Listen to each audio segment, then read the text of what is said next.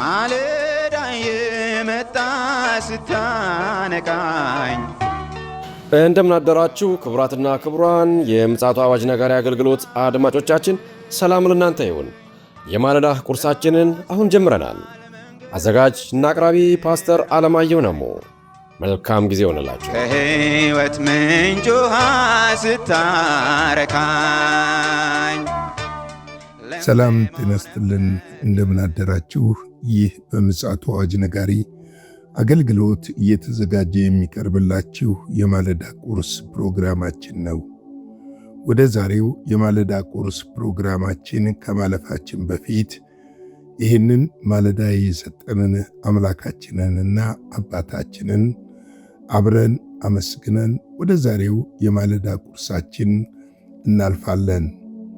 ቸርና መሐሪ የሆንክ በዘላለም ዙፋን ላይ ያለ የተፈራህና የተከበርክ የምድርና የሰማይ ፈጣሪ የፍጥረት ሁሉ ባለቤትና ጌታ ይሆንክ እግዚአብሔር አምላካችን ሆይ ይህንን ማለዳ በምሕረትና በቸርነትህ ደግሞ መልካም አድርገህ ስለሰጠን እናመሰግናለን።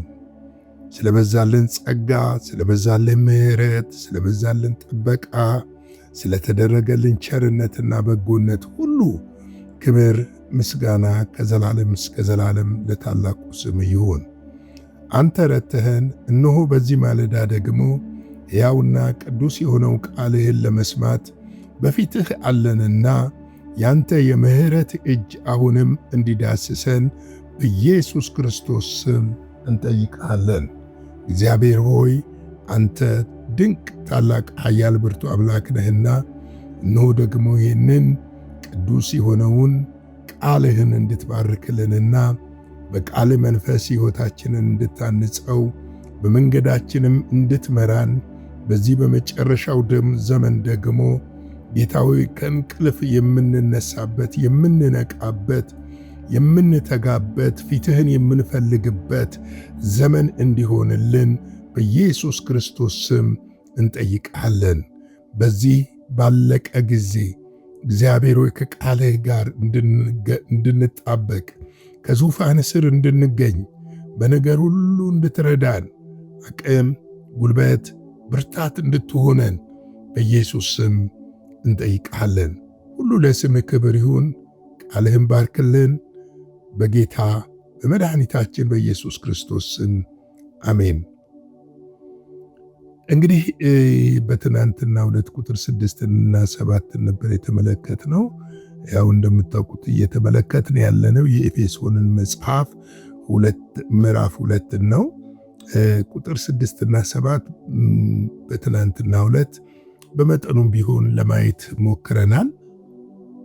እንግዲህ በሚመጣው ዘመን በክርስቶስ ኢየሱስ ለእኛ ባለው ቸርነት ከሁሉ የሚበልጠውን የጸጋውን ባለጠግነት ያሳይ ዘንድ ከእርሱ ጋር አስነሳን፣ በክርስቶስ ኢየሱስ በሰማያዊ ስፍራ ከእርሱ ጋር አስቀመጠን የሚለውን ክፍል ተመልክተን ነበረ። እንግዲህ በሚመጣው ዘመን የሚለው መጨረሻው ዘመን ኢየሱስ ክርስቶስ ሲገለጥ የጸጋውን ባለጠግነት የቸርነቱን ጥግ የምናይበት ይሆናል፣ ያሳየናል። ያን የጸጋው ባለጠግነት ጳውሎስ አንድ ጊዜ እንደዚህ ያለ አሁን ምን እንደሆነ ላውቅም፣ ነገር ግን ወደፊት እንዴት እንደታወቅኩ እንዴት እንደተመረጥኩ አውቃለሁ አለ። ወደፊት ምክንያቱም የእግዚአብሔር መመዘኛን ማንም አያውቀውም፣ የእግዚአብሔር መለኪያን ማንም አያውቀውም። ለዛ ለወንበዴ እንኳን በዛ በመጨረሻ ሰዓት ነገሮች ባለቁ ሰዓት ዛሬ ምሽት ከኔ ጋር በገነት ትሆናለህ አለው። የእግዚአብሔር መለኪያ እንደ ሰው መለኪያ አይደለም፣ እንደኔና እንደናንተ መለኪያ አይደለም። እኔና እናንተ የምንለካው በሚታይና በውጭ ባለ ነገር እንለካለን። እግዚአብሔር ግን ልብን፣ ኩላሊትን የሚመረምር አምላክ ነው። ስለዚህ በመጨረሻው ዘመን በክርስቶስ ኢየሱስ ስለኛ ባለው ቸርነት ያንን ቸርነት ነው ያሳየን። የሚበልጠውን የሱን የጸጋ ባለጠግነት ያሳየናል። ያንን ባለጠግነቱን እንመለከታለን። ይሄ ብቻ አይደለም፣ ለዘላለም በሰማያዊ ስፍራ ከእርሱ ጋር እንኖራለን። አሁን በመንፈስ አስቀምጦናል። ያኔ ግን ከዚህ አካል ውስጥ ወጥተን ያን አዲሱን ሰው ለብሰን ከእርሱ ጋር ለዘላለም ለመኖር ከእርሱ ጋር ለዘላለም ለመሆን በሰማያዊ ስፍራ እግዚአብሔር ባዘጋጀልን እንደምንኖር መጽሐፍ ቅዱስ በግልጽ ይነግረናል። ስለዚህ ነው እግዚአብሔር ከራሱ ጋር ከሙታን ያስነሳን፣ ከእርሱ ጋር አስነሳን ይላል። ሙቶች ነበርን፣ በሙታን መካከል ነበርን። የእግዚአብሔር ጸጋ ያንን አደረገልን። በእርሱ ባመን ጊዜ በቅስፈት ከሞት ወደ ሕይወት ከጨለማ ወደ ብርሃን አሸጋገረን። ያንን ቸርነት የገለጠልን እግዚአብሔር አምላክና አባት ልጁን ኢየሱስ ክርስቶስን በመስጠት ለዘላለም ጠፍተን እንዳንቀር ከእርሱ ጋር እንኖር ዘንድ ይህንን አደረገልን። ይገርም ነው። ይህንን ያደረገልን ከእርሱ ምሕረትና ቸርነት የተነሳ እንጂ ከእኛ በጎነትና መልካምነት የተነሳ እንዳልሆነ በደንብ ልናውቅ ያስፈልጋል። አንዳች የምንመካበት ነገር የለን። አንዳች ፍርደኞች ነበር። በኃጢአታችን የተፈረደብን ነበር። ለዘላለም የተጣልን ነበር። ከዛ ፍርድ መንጥቆ ቤዛ ሆኖ ያወጣን ልጁ ኢየሱስ ክርስቶስ ነው። ወገኖቼ ቁጥር 8 ዛሬ ስንመለከት እንደዚህ ይላል።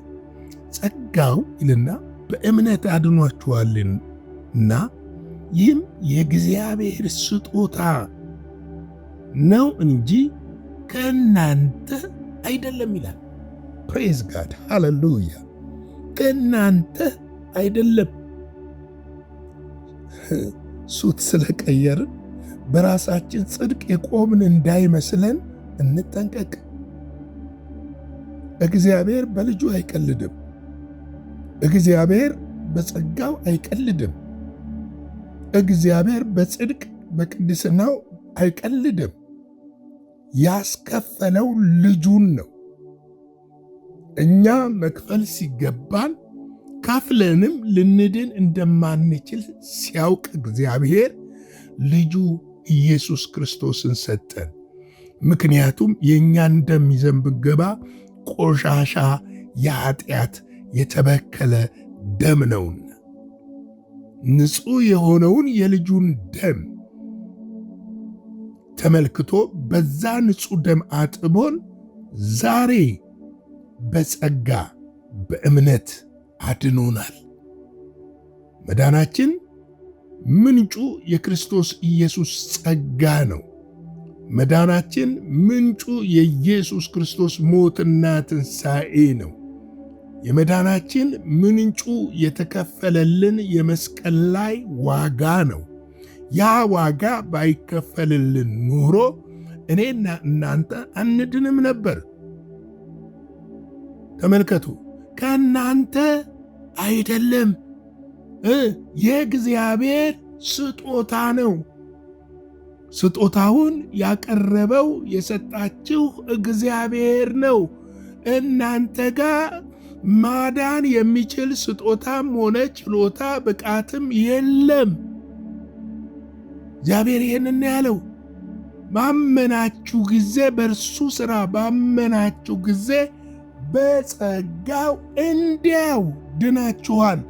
ይሄ ቸር የሆነ የእግዚአብሔር ስጦታ እንደሆነ ይነግረናል። የሰጠን ያደረገልን እግዚአብሔር ነው። ስለዚህ የዳነው በጸጋ ነው ስንል ጸጋ ነፃ ስጦታ እንደሆነ እንወቅ። ነፃ ስጦታ ነው ማለት ደግሞ እንዳንሳሳት፣ እኛ አልከፈልንም እንጂ ስለ እኛ ግን እግዚአብሔርን አስከፍሎታል። ስለ እኛ የተከፈለ ውድ ዋጋ አለ። ማንም ሊከፍልልን ሊያደርግልን፣ እናት ብትሆን፣ አባት ቢሆን፣ ወንድም ቢሆን፣ ዘመድ ቢሆን፣ ሚስት ብትሆን፣ ባል ቢሆን፣ ማንም ሊከፍልልን የማይችለውን ክፍያ ኢየሱስ ክርስቶስ የእግዚአብሔር ልጅ ለዘላለም ከፍሎልናል። ስለዚህ ይሄ ክፍያ ቀላል ክፍያ አይደለም። ስለዚህ ነው በልጁ በኢየሱስ ክርስቶስ በሥራ በማመናችን እንዲያ የእግዚአብሔር ስጦታ በጸጋ አድኖናል። ስለዚህ ነው ሮሜ 3:24 ላይ ምን ይላል? በኢየሱስ ክርስቶስ በሆነው ቤዛነት በኩል እንዲያው በጸጋው ጸድቃችኋል ይላል። የእኛ ጽድቃን እንዲያው በማ በኢየሱስ ክርስቶስ ቤዛነት እንዴት ጸደቅን? በጸጋ። ስለ ጸለይንም ስለ ዘመርንም ስላገለገልንም አይደለም። እነዚህም ማድረግ ተገቢዎች ናቸው። ከዳን መጸለይ፣ ማምለክ፣ ማገልገል ተገቢና ዋነኛ ነው። አክሊል ያስመጣሉ፣ በረከት አላቸው። ነገር ግን ለመዳናችን የሚያደርጉት አንዳች ቅንጣት አስተዋጽኦ የላቸውም። ምክንያቱም በኢየሱስ ክርስቶስ በሆነው ቤዛነት በኩል እንዲያው በጸጋ ይጸድቃሉ። በጸጋ እንዲያው በቃ የኛ ምንም ነገር አስፈላጊ አይደለም። ይህንን ወቁ ወገኖቼ።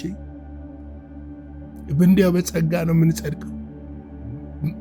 ይህንን በደንብ ልናውቅ ያስፈልጋል። ስለዚህ ወገኖች ይህንን በደንብ ልንረዳ ያስፈልጋል። ያንን መረዳት አለብን እላለሁ። ኤፌሶን ምዕራፍ 2 ቁጥር 5 ላይ ከወደደን ከታላቅ ፍቅሩ የተነሳ በበደላችን ሙታን እንኳ በሆን ጊዜ ከክርስቶስ ጋር ሕይወትን ሰጠን፣ በጸጋ ምን ሆናችኋል? ድናችኋል ብሎ ይነግረናል። በጸጋ ምን ሆናችኋል? ድናችኋል ብሎ ይነግረናል። የዳነው በምንድን ነው? በጸጋ ነው ወገኖቼ። ጸጋው ነው ያዳንን። ያ ጸጋ ነው የተመለከተን። ሮሜ 9:30 ላይ ደግሞ እንደዚህ ይላል፣ እንግዲህ ምን እንላለን? ጽድቅን ያልተከተሉ አሕዛብ ጽድቅን አገኙ፣ እርሱ ግን በእምነት የሆነ ጽድቅ ነው ብሎ ይነግረናል። ክብር ለኢየሱስ ክርስቶስ ለእግዚአብሔር ልጅ ይሁን። ሃሌሉያ! በጸጋ ድነናል።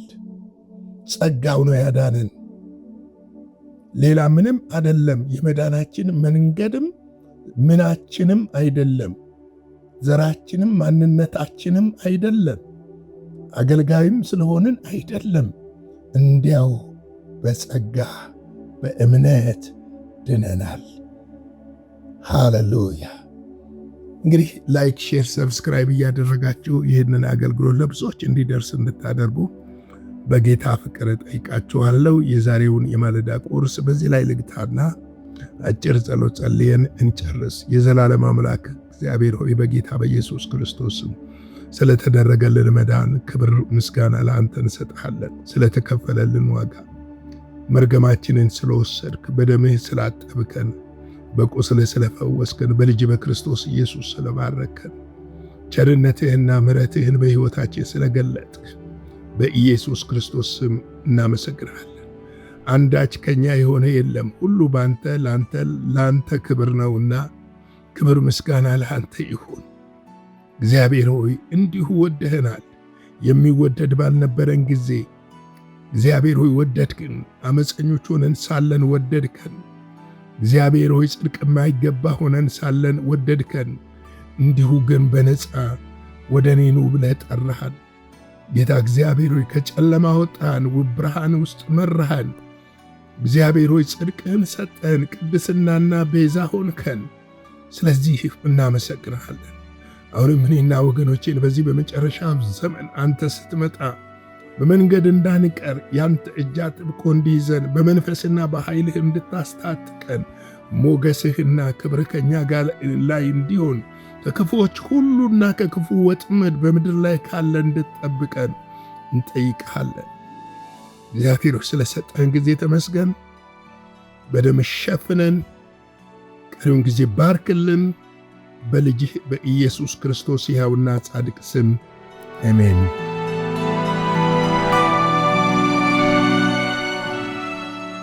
በነበረን የመልእክት ክፍለ ጊዜ እንደተባረካችሁ ተስፋ እናደርጋለን። በነገው ማለዳ በሌላ ዝግጅት እንገናኛለን። መልካም ቀን።